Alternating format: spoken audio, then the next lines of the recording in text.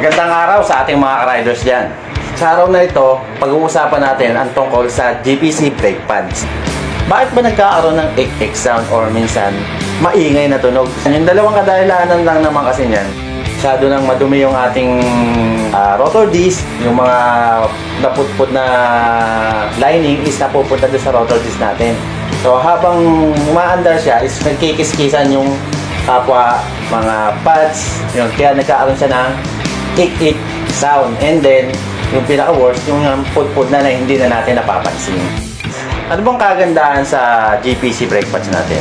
Kasi ang mga lining yan is gawa siya sa semi-ceramic. And then sa packaging niya, yung compatibility niya, malalaman mo. Naalagay dun sa likod. Tara mga ka-riders, samahan nyo ako ikabit ang GPC brake pads sa ating motorsiklo. Get the pumpin', throw your fist up in the air, pumpin' it, pop it, pump it, pump it, pop it, pump it, pump it, pop it, pop it, pump it, pump it, pop it, pump it, pump it, pop it, pop it, pump it, pump it, pop it, pump it, pump it, pop it, pop it, pump it, pump it, fist up in the air. O ayan, nakita nyo na kung paano natin kabitan GPC brake pads.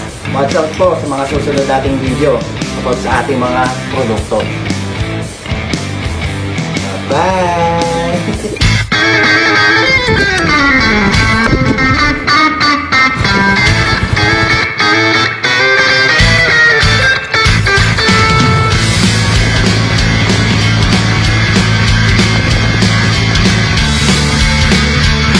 Basta GPC, lupit sa kapit, lupit sa quality.